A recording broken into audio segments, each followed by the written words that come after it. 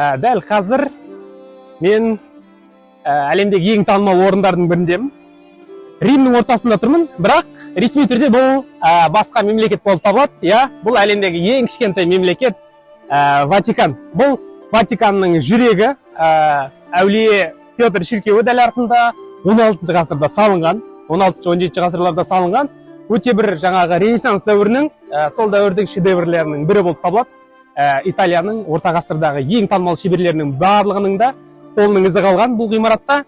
Және бұл алаң сонымен қатар бүкіл христиан әлеміндегі католик ағымын санатындардың ең маңызды жерлер. Осы келесі жылы 2025 жылы бұл өте бір үлкен маңызды 25 жылда бір рет қайталанып келетін қасиетті жыл болып табылады.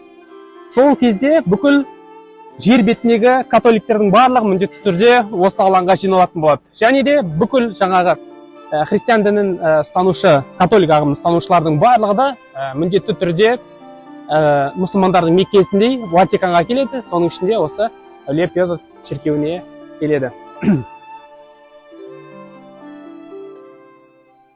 Ватикан әлемдегі ең кішкентай мемлекет болса да, оның беделі мен ықпалы әлем елдерінің көпшілігінен әлде қайда алда. Неге дейсіз ғой? Себебі әлемдегі дамыған елдердің халқының көпшілігі христиан дінінің католик бағытын ұстанушылар. Ал католиктер өзінің дінінің негізгі діңгегі ошағы ретінде осы Ватиканды атайды. Сол себепті Ватикан сол мемлекеттердің барлығындағы негізгі діни оқиғалар мен діни шаралардың барлығын өзінің бақылауында ұстайды. Дәл сол Ватикан ештеңе өндірмесе де әлемдегі ең ауқатты елдердің қатарында. Сонымен, Ватикан несімен қызықты? Әлбетте, бірінші кезекте ол өзінің тарихымен маңызды. Одан кейін әлемде теңдесі жоқ керемет архитектуралық шедеврлары, мүсіндермен, одан қала берсе ескі тарихи жәдігерлерді бүкіл әлемнен жинақтаған мұражайымен өте маңызды болып табылады. 800 адам тұратын кішкентай мемлекеттің туы, әнұраны, елтаңбасы деген сияқты негізгі атрибуттарының бәрі бар. Сонымен қатар өзінің радиостанциясы, почта бөлімшесі, дүкендері де бар. Сонымен мың күмбезді Римнің панорамасына назардарыңыз. Қаланың кез келген бұрышынан қарайтын болсақ, Римнің төбесінен мыңдаған күмбездерді көруге болады. Ал соның ішіндегі ең ерекшесі, ең әдемісі, ең алыбы әлбетте Ватикандағы әулие Петр шіркеуінің күмбезі. Мынау таңдағы көрініске қарасаңыз, оның әдемілігіне, оның алыптығына таң қалмасқа амалы жоқ. Ол күндіз де, түнде де барынша барлық назарды өзіне аудартуға тырысып тұрады.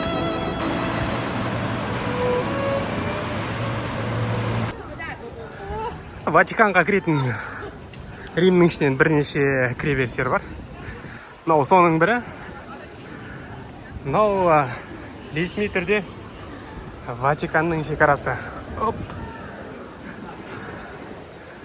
Бұл енді ресми түрде басқа бір мемлекет ретінде есептелгенмен, Римнің басқа бір аудандарынан ешқандай айырмашылығы жоқ, жай ғана миыңыздағы немесе суреттердегі шекарадан басқа. Мынау кезінде 17 ғасырда, шатаспасам, әлде 16 ғасырда салынған колоннада. Ал Ватиканның алдындамыз.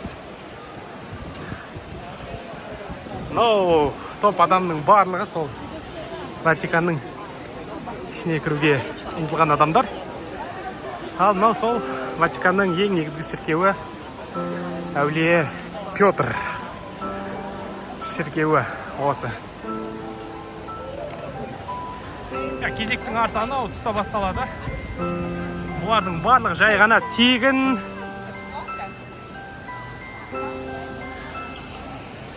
кезекте тұрған адамдар.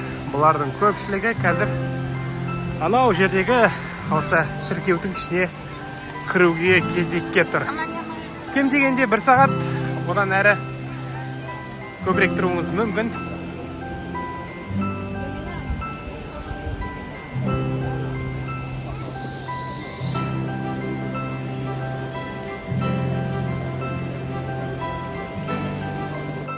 енді жалпы алаң неден тұрады, соған назар аударатын болсақ, бұл жерде жаңағы ең негізгі шіркеу Әулие Петр шіркеуі.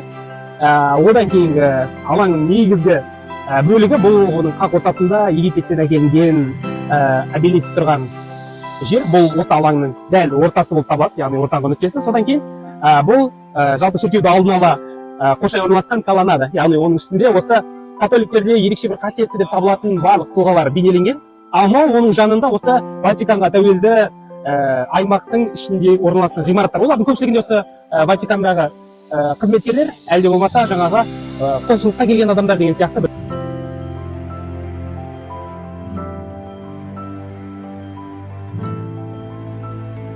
Шіркеудің сырт келбетіне қарасаң, құдды бір императорлардың сарайы дерсің. Барокко стилінде салынған бұл ғимарат әдемі колонналарымен, әсем өрнектерімен, үлкен терезелерімен кезіндегі Рим императорларының байлығын, молшылығын еске салады.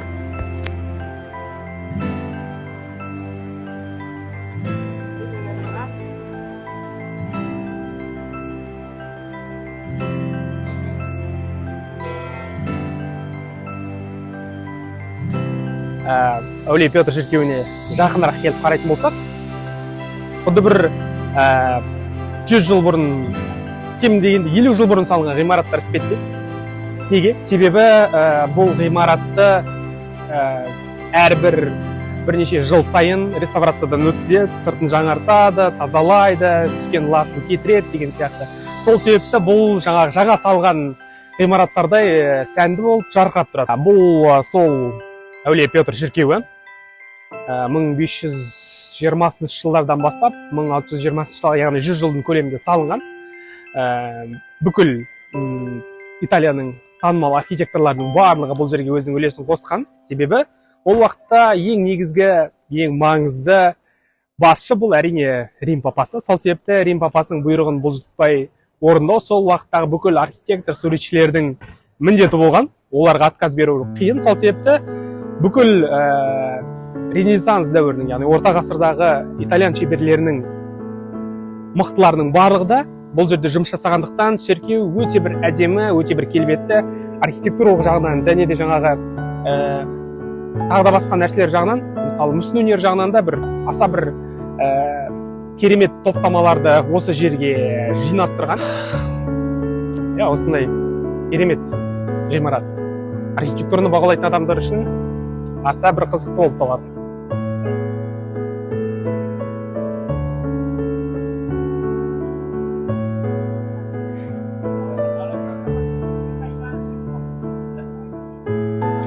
Мына жердегі адамдардың барлығы мынау тұстағы іштен, яғни шіркеудің ішін көріп шығып жатыр. Шіркеуді көру тегін, ал мынау жердегі адамдардың барлығы суретке түсіп жатыр. Кіммен? Әрине менің артымда мынау жерде швейцар гвардиясы, яғни Рим папасын қорғайтын негізгі армия осы швейцариялықтар болып табылады. Яғни орта ғасырларда Рим папасы өзін қорғаушы ретінде әскери күшті италиялықтардан емес, римдіктерден емес, Швейцариядан алдырған. Себебі Швейцарияның сол уақыттағы жалдамалы армиясы Европада ең озық деп табылған.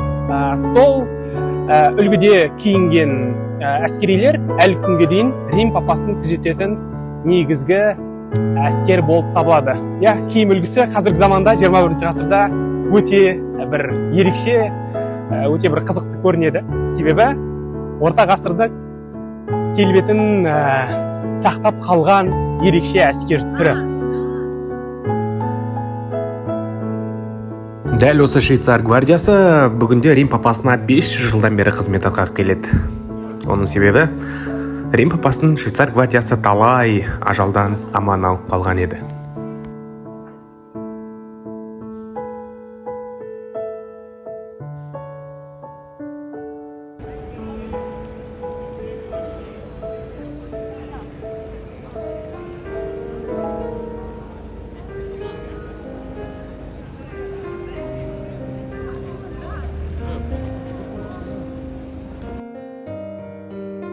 Күн батар сәтте бұл алаңда отыру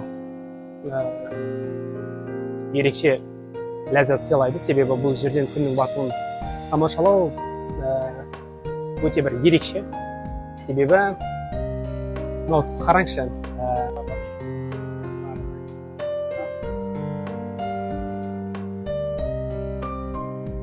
Ватикан тарихы сонау 2000 жылдық тарихы бар бұл жер негізі кезінде Нерон деген ең әйгілі танымал Рим императорларының циркі болған бұл жерде, бағы болған. Кейін бұл жерге Римде қатты қудалауға ұшыраған христиандар бұл жерге келіп, сол кездердегі императордың рұқсатымен өзінің алғашқы шіркеулерін осы жерде салған, базиликасын.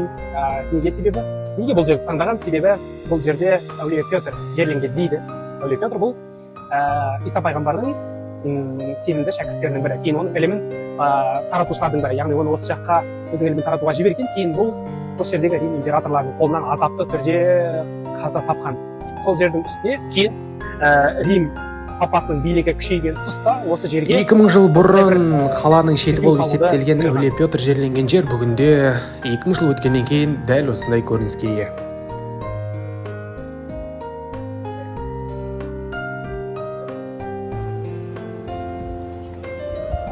Сразу Ватиканға кіргеннен кейін ол жердегі тіке жол Ватиканның ауласына алып шығады. Ватиканның бақтарына ғасырлар бойы егілген, жоспарланған әдемі бақтар. Жыл 12 әдемі.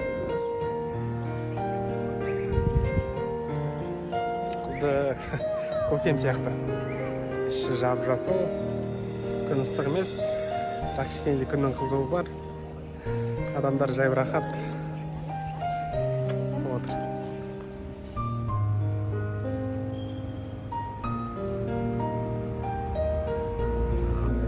Витариана да жерде көрініп тұр. Римнің шіркеулері, Троянның маркеті, Осымен Ватикан туралы видеомыз тәмам. Енді оның шіркеуінің ең керемет интерьерін, оның ішіндегі мүсіндерді, әлде болмаса теңдесі жоқ бұйымдардан тұратын мұражайды көргіңіз келсе, күт. Мен оралам.